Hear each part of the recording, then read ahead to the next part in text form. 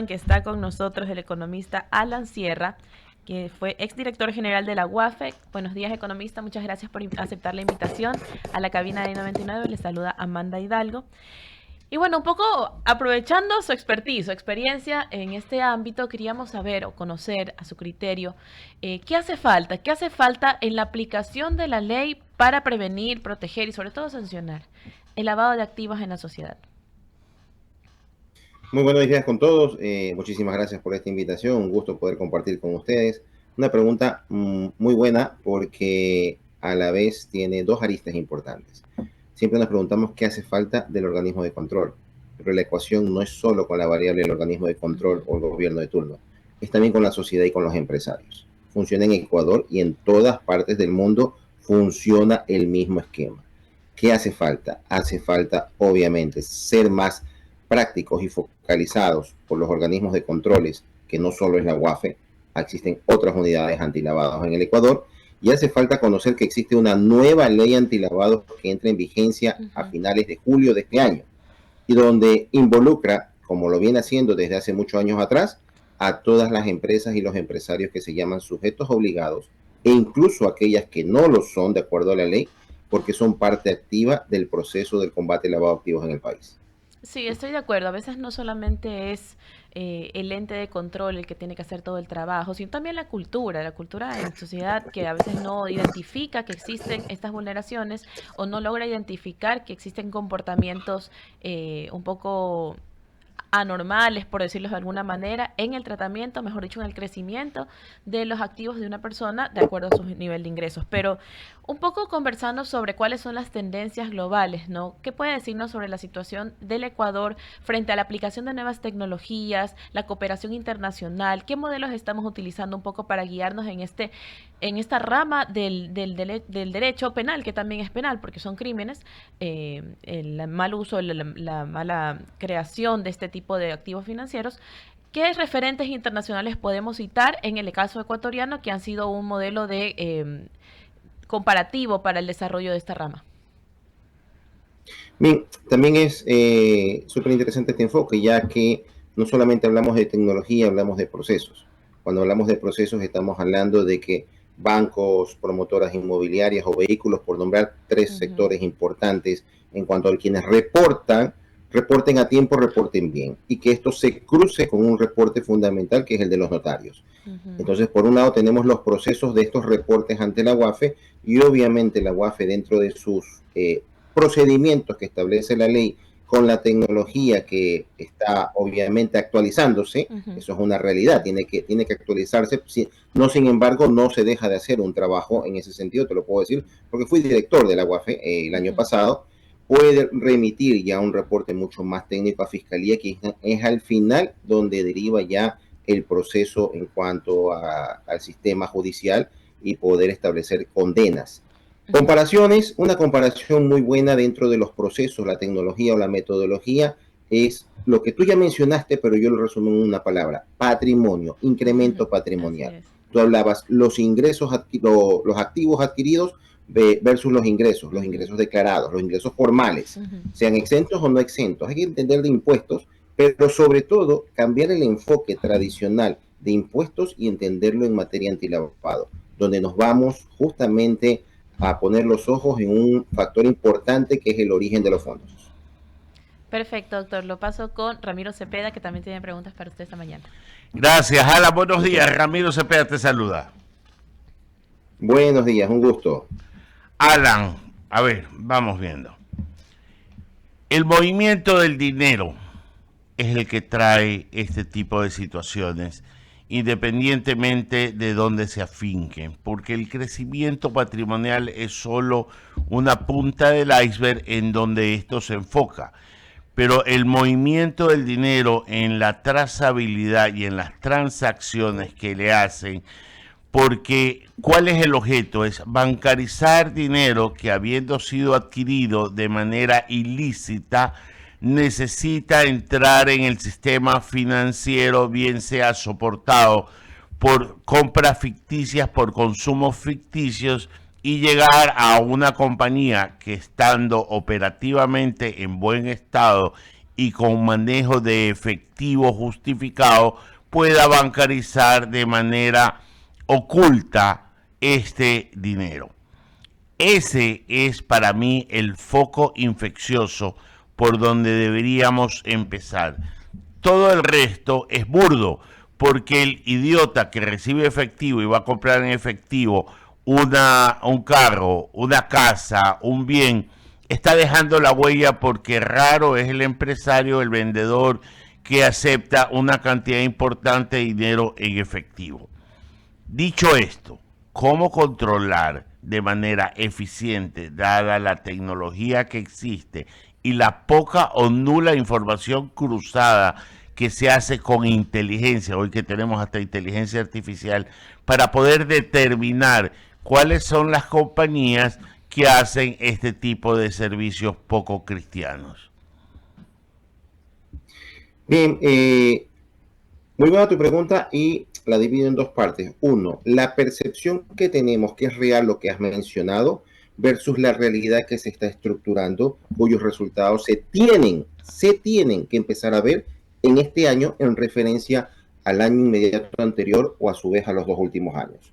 Es decir, que ese proceso y esa metodología y ese análisis hoy en día sí se lo hace.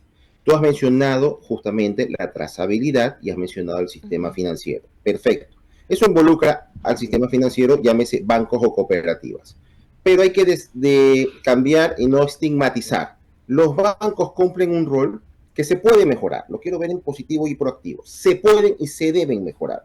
Es decir, ellos ya tienen una matriz de riesgo, ya tienen un proceso, manejan tecnología y manejan software, que a su vez permiten detectar todas estas anomalías que existen, sea en efectivo o sea dinero que venga bancarizado de otro banco del sistema, de tal manera que lo puedan comparar con su perfil patrimonial tributario. Siempre, el perfil económico, siempre tiene que haber una comparación.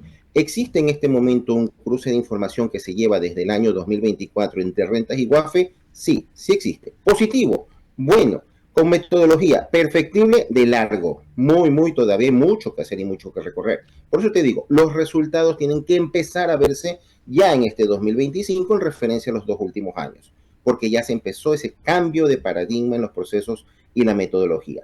¿Suficiente? No, siempre queremos los resultados ya. Es más, la historia en Ecuador, Perú, Colombia, en todos los países dice, estos resultados debieron haber sido 10 años atrás, 5 años atrás, y siempre estamos exigiendo, y creo que es correcto, los resultados que necesita el país en materia antilavado y poder detectar todos estos flujos ilícitos y hacer justicia y hacer más equilibrado, obviamente, el sistema, porque a la larga, no solamente en tema de lavado perjudica a la sociedad, sino que también en tema de competencia desleal de aquellas empresas que simulan actividades, que tienen actividades reales y que las mezclan con operaciones fantasmas, operaciones no reales para lavar dinero, y eso termina dominando el mercado. También es un efecto al respecto. Sí, Alan, y ahí te tengo en tu respuesta para complementar una segunda parte de mi pregunta.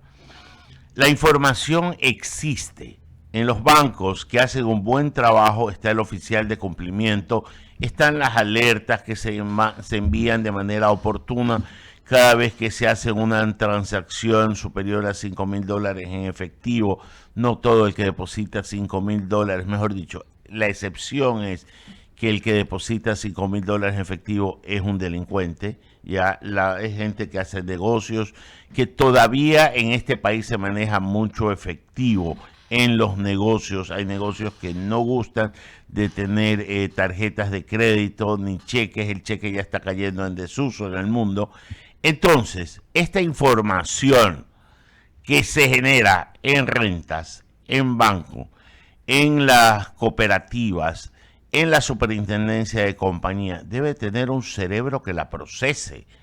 Y este cerebro investigativo que la procese es el que para mí todavía tiene muchísimas falencias.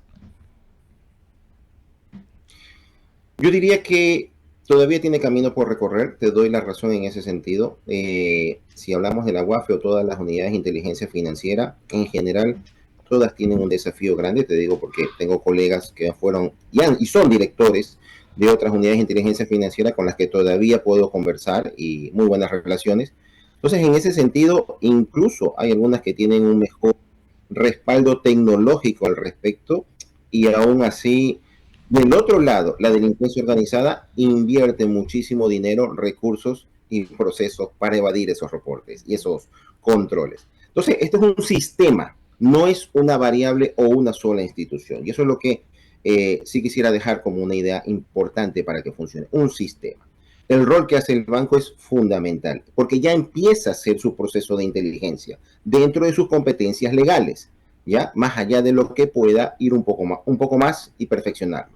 Y asimismo, desde el propio concesionario de vehículos, tiene la obligación que, vamos, el tema de carros usados en este momento o temas de carros de alta gama están en el ojo del huracán. Yo creo que no es la única variable, pero en todo caso, desde el año pasado, finales del año pasado, incluso con esta ley antipillos que se mezclaba el tema impositivo con el tema de control de lavado de activos, algunos les gusta, no, tema polémico, pero en todo caso buscaba abordar justamente el control para el tema de la venta de vehículos que no tengan la justificación o detectar quiénes estaban atrás de la compra de estos vehículos de alta gama. Los patios de vehículos tienen dentro de sus competencias que cumplir con procesos ya automatizados, llámese una matriz de riesgo, que puede y debe ser un software sencillo, adaptado a su realidad económica y que es ágil. Ojo, no es una carga operativa. A veces no conocemos y decimos más trabajo. Es un tema de 4 minutos. Entonces, por cliente, es un tema súper sencillo. Lo que hay es que aprender. Hay que romper el paradigma y conocerlo. Y ser parte del sistema. Y sí, al final, con todo el derecho, decir quién es el centro, llámelo, de inteligencia, en este caso, por responsabilidad de todos los países WAFE, demandar cuáles son los resultados si nosotros como empresarios, como empresas, como sujetos obligados, estamos cumpliendo. Ahora sí, estamos cumpliendo, necesitamos que la WAFE dé un escalón más allá. Alan, vámonos al otro lado de la moneda. Mientras nosotros estamos en deficiencia en controles, o como tú lo llamas de una manera más romántica, todavía hay camino por recorrer, ya. Otras partes del mundo van hacia el lado contrario. En Europa y en determinadas partes del mundo ya el efectivo estaba casi cayendo en desuso. Hablemos de los países nórdicos. Hablemos de que cuando viajas entras a una panadería y no te aceptaban el efectivo, sino pagan tarjeta. Y cada vez era más recurrente. Pero hoy el mundo va a la inversa. ¿Por qué? Por ejemplo, en Alemania ya hay el criterio de que pierdes soberanía al utilizar el instrumento de o tarjeta de débito o tarjeta de crédito, porque en el momento que pagas el cine sabes a qué hora fuiste al cine, a qué cine fuiste, qué película te viste, ya dejas una cantidad de información soportada que la gente pierde soberanía. Vas a un restaurante y dices cuánto gastaste, qué te tomaste, qué comiste, hasta qué horas estuviste. O sea, esa independencia que te da el pago en efectivo está un poco también ayudando a que los controles que se hacían a través de los instrumentos crediticios como las tarjetas de crédito, tarjetas de débito, también estén cayendo en desuso por esto que te acabo de denunciar. Bueno, ahí me trae a colación 2 puntos importantes para aterrizarlo en el Ecuador, porque lo que tú mencionas es verdad, en los países nórdicos ya es otra cultura. Pero en Ecuador, a ver, la nueva ley antilavados que se aprobó en julio del año pasado, con apoyo del Banco Mundial, en la Asamblea establece un artículo donde se prohíbe el uso de pago en efectivo para valores mayores a 10.000. Ojo a esto, que no se le ha puesto atención y no se lo ha puesto con la debida planificación que debería por parte de quienes tienen que ejecutarlo. No se va a poder pagar en efectivo valores mayores a 10.000, está en la nueva ley antilavado. Y segundo, lo que tú me dices que es súper interesante porque establece la trazabilidad, no solo del movimiento financiero, sino del comportamiento. O sea, ya existe hace años con las tarjetas de crédito en el Ecuador. O sea, ya nos hacen ese estudio. Aquí los bancos tienen la tecnología y el uso de la tarjeta de crédito, saben qué consumimos, dónde fuimos y a través de un algoritmo término importante que también se usa en matrices de riesgo antilavado, establece nuestros comportamientos en cuanto a gustos y preferencias. Por eso es que nos llega alguna propaganda de tarjetas de crédito en relación al tipo de consumo, a los gustos que tenemos o a los lugares que visitamos, para hacer un input y que se consuma más. Entonces, sí, pero hoy, sí, ahí te detengo, sí, pero hoy esa información que sí, en verdad, como tú lo dices, ya tiene algún tiempito generándose porque esta trazabilidad ya estaba documentada, no estaba al acceso de todo el mundo. Y resulta que hoy por hoy ya está el acceso incluso de buenos y malos. Ese es un punto importante, porque si tú me dices, nos quedamos, estaba al acceso de buenos, pues entiendas el ente de control, colaboración, reporte de información, información cruzada, pues a la final es lo que queremos. El término ya, los malos, sí, eso nos deja una arista de vulnerabilidad. ¿Hasta qué punto esta información se filtra? Por más controles que exista, esta información. Por ejemplo, mayo se presentan las declaraciones patrimoniales al Servicio de Rentas Internas y hay una gran cantidad de empresarios que no lo hacen porque consideran que esta información se filtra. ¿Es malo para el país? Sí. Hay un argumento sólido que hay que discutirlo, debatirlo y obviamente darles el respaldo también. En eso se ha faltado. Claro, el honesto y el perverso son dueños por igual del universo, aunque tengan distinto parecer. Así que por eso es que hay todavía negocios que se manejan en efectivo. Yo tengo un restaurante chinito que queda en la Bolivariana, en donde él no acepta tarjeta de crédito, vaya en efectivo o transferencia. Y así conozco algunos negocios. Vaya a la Bahía, todo es en efectivo, ¿ya? Entonces, el efectivo todavía te da aquella soberanía de que hablamos. Alan, agradecerte. Conversación interesante, hay mucha tela por cortar, porque en esto, en el mundo, yo siempre he dicho, a los bandidos solo hay que seguir el rastro del dinero, nada de las armas, nada de la droga. Es como en cualquier cosa, cortas el dinero y tienes el poder. Se acabó el drama. Alan, muchas gracias, que tengas un buen día. Muchas gracias a ustedes por este día. Un abrazo. Amanda, abrimos el espacio de las menciones publicitarias y decimos, atención amantes del shopping, Centro Comercial Malecón es tu destino ideal. Descubre las últimas